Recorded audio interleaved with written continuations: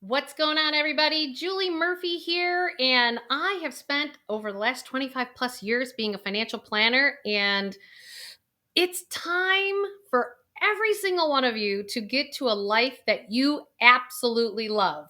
And the only way we do that is to get you past your financial fears. Because on some level, we all have them. Even if you may appear like you have your financial together, it's still creeping up on you on some level somehow. And in these days, we are getting pressed all over the place for that to come up and out. So don't forget, hit that subscribe button, like, and notification bell. Why? Because I'm going to get you to a life that you absolutely love. And I want you to be a part of this community because it's about financial empowerment, not about the scarcity, like there's not enough for all of us. And because there is. And so no matter whether you consider yourself poor, a debtor, dreamer, accumulator, rich but empty, it's all about aligning with you and coming from your place of empowerment from a financial perspective. Okay? So I'm going to share with you today 4 different steps that I really need you to follow to start to build that muscle. I always talk about your financial muscles, right? And you're not going to do it perfect at first. If you remember, I talk about Dr. Bruce Lipton all the time. Why? Because I always say we either work things out or we act it out, and we do it through our money, through our health, and our relationships. And that's why in these 4 steps that I'm going to share with you about how to get past your financial fears, we have got to look at this integration of our health, our wealth, and our relationships, and how our subconscious mind, and this is where the research that Dr. Bruce Lipton talks about all the time in his book, The Biology Belief, is the fact that we are hardwired before we're 7 years old with something that creates how we respond to the world in relationships, with our money, and with our health. And I've watched clients through the years do this teeter-totter thing. I talk about in my first book, The Emotion Behind Money. I talk about, and actually I have the workbook here to show you guys. I have a workbook, The Emotion Behind Money. What I realized when I was writing this book, 50%, 50, of my clients, male clients between 55 and 65 years old, developed cancer around their hip area. Why? Because their financial fears were coming up. And I started to realize going, we do work things out or act it out through our money, through our health, and through our relationships. And since I've written that book back a few years ago, I have come to realize that these 4 steps are going to actually get you to a more solid foundation so that you can make financial decisions based on actually your core in observation and not reactivity. And some of you may be like, Jewel, what exactly are you talking about there? I know it can be a little wacky sometimes, but it's okay. It's okay if it seems a little esoteric. What it boils down to is that the first step, I need you to start to trust. Trust. And you're like, how does that help me get through my financial fears?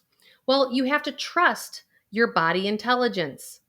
Here's the challenge. How many of you guys, from a financial standpoint, as you're sitting here looking at, like, you pick what investments that you're in your 401k plan or your retirement plan at work, because the person in the cubicle next to you is with, or the guy on the job, or my friend, or my parents told me this is what I should do. Okay? This is an answer outside of your body. Why is this wrong? It's better for you to get started, but it's not going to be a sustainable process for you. Why? Because you plugged into the financial world when it was true for somebody else that that's what should be done. Granted, it may be good for you to do that or not good for you to do that, but you have to allow the space for it to land in your body. And what do I mean by that?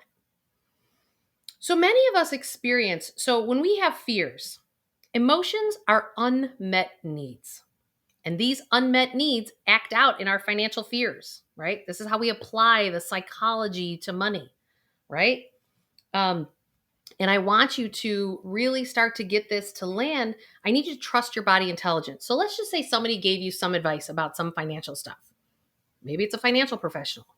Maybe it's the guy on the job. Maybe it's your parents. Somebody who you believe knows, hear what I said, someone you actually believe has more knowledge, more skills in finance than you do. Seems to be fair enough. Sounds like our educational system seems to be pretty normal. But then all of a sudden you get this advice, and all of a sudden you're like, your body is like having anxiety and this and that. But what do? What have we done year after year after year? We have done what I call rolling over ourselves, because it's not that that advice may or may not have been good. It's just that you forgot to bring yourself along for the ride. This is the challenge. You have to bring yourself along for the ride. And what I mean by that is, so often we make these financial decisions that are based on what our minds think is the right thing to do, but our bodies are screaming at us because of anxiety or feeling nauseous, or you just don't feel grounded. It just doesn't feel like you're in neutral. So if you're making financial decisions where you're not in neutral, just know it's not in alignment with yourself. And it shows up in various ways. It may be that you get nervous when you have to have these conversations when you go talk to somebody about money, or your spouse about money, or whatever. That just means you're not fully bringing yourself to the table, and your body intelligence is screaming at you to tell you, hello, I'm important too. Hello, I'm important too. So I need you to get in tune with that body intelligence. And that's why step number 1 is that you have to start trusting that body intelligence.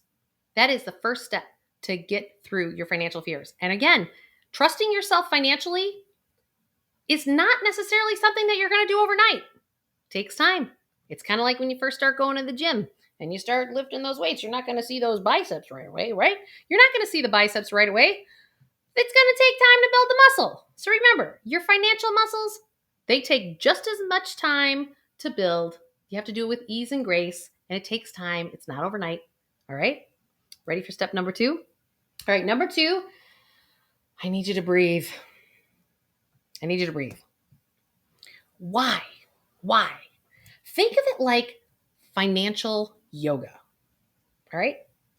Those of you who do yoga, think of it like financial yoga. You do yoga for your physical body because it opens things up.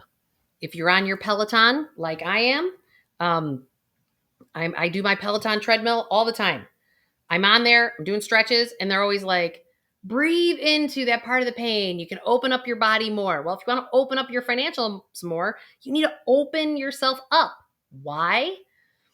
Because when we are contracted and we're not, I'll call it financial flexibility. Ooh, I like that one. I've never used that one. Financial flexibility. When you want more financial flexibility, I need you to breathe into where you're stuck. You're stuck because you have these fears and anxiety, perhaps that come up about money, or your kids with how they're going to make it, or your parents and long-term care issues, or whatever that fear-based financial thing is. Because God knows my industry is extremely good at making you terrified about your financial situation. And it's just because of the fact that most people are. Financial professionals have jobs because people don't feel like they can build their own financial muscles or don't have the time. It's not so much that they can't, but they may not have the time. But I want you to start to build that muscle, and you got to breathe to create the space for expansion. When our physical nervous systems are hijacked, so you have anxiety, fears, you name it, nausea, whatever, it makes it so that you can't actually open yourself up to allow yourself to have what I call financial flow. So I always tell people, like, take the word budget completely out of your vocabulary. Why? Because a budget causes you to contract. It tells you you cannot have the life that you want to have. And it's like this vice that's put on us when we say a budget. Anyone with me on that one? I know. I feel it too. So it's just about, I need you to open it up to flow. And it starts with step number 2 of breathing. Because if you want your cash to flow and your finances to flow in a direction that you really want to live a lifestyle of, you've got to open up the channels. And it starts with your nervous system. So, breathing into it, doing this financial yoga opens up the floodgates for everything to flow. Because then you're making decisions from a financial perspective from a grounded place, which is not a place of reactivity. Often we try to just patch our financial holes, whether it's, something came up and we're in an emergency. And this is how we stay in the trap of debt in our lives. Like, oh, well, my parents didn't save enough money and now I got to go to college and now I got to take out all these student loans because da da da da da da da. I remember my mom saying to me, well, Jewel, if you don't take out a loan, you're not going to college. I now know that that is totally my mom's belief system, and that's okay too. But I now know that there's different ways to do it.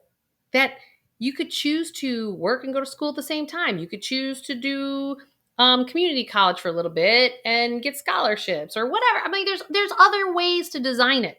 There's not just one way to a goal, right? But we put ourselves in these financial positions. Like one that I absolutely love to talk about all the time is the fact that, like, you own a house, right? You own a house. And everyone's always surprised when these big ticket items happen on a house and you're like, oh, it's killing my cash flow. Really? Is it really killing your cash flow? Because the last time I checked, we all know that hot water tanks last 7 to 10 years. Roofs are 20 years. Windows are 20 years.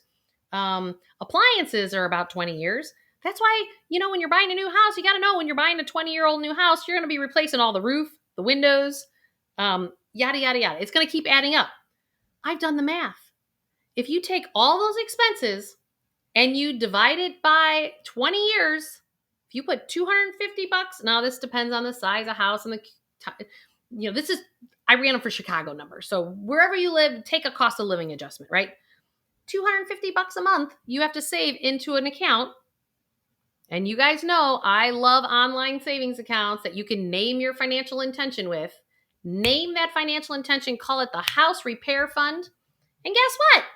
You can turn around and then put that money in there on a monthly basis. And then over a 20-year period of time, you have the cash to actually replace all those things. And so they're not a shock. They're not a shock to your system. They don't add more stress, which causes your nervous system to contract. And then you can't live the life you want to live because you're stressed out about this. It's not flowing. You're blocking your flow, and it ripples effects. So getting past your financial fears is starting to have your money directed into a place of empowerment. That's step number 3. You need to step into your financial empowerment by having actual accounts set up that are for intended purposes. I always say to people they tell me their dreams like, oh God, I really want to travel. And I'm like, so where are you traveling right now? And they're like, I'm not. And I'm like, what do you mean you're not? Well, I don't have the cash to do it. And I'm like, well, what account do you have set up, funded, so that you make sure that you carve the money out to go do that because you're choosing for that to be a financial priority for yourself.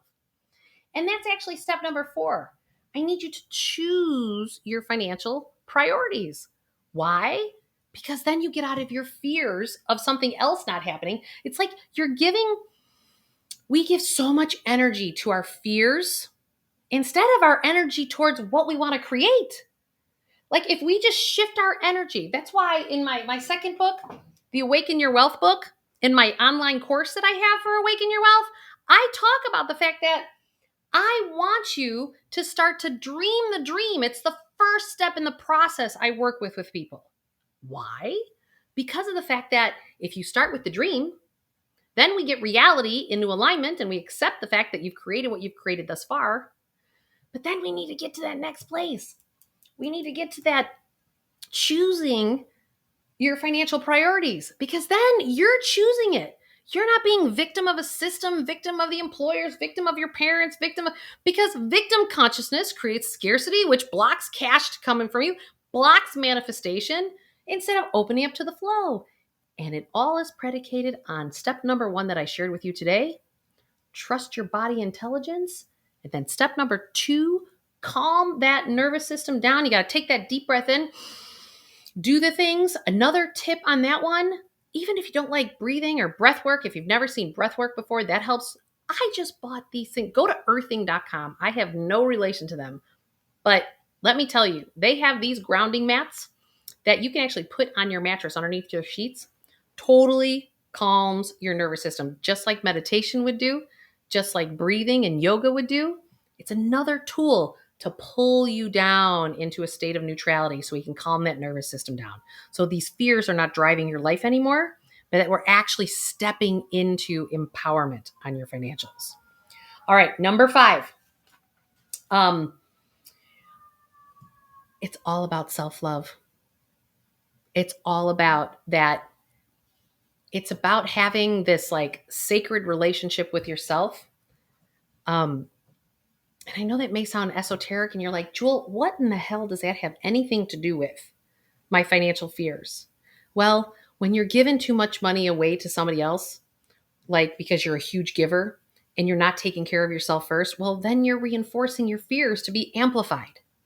If you're someone who's got all this fear around money and you're not traveling because you're afraid of a rainy day, of what might happen, so you're too anxiety in the future or you're too depressed about the past, all of those things don't create what you want to create in life.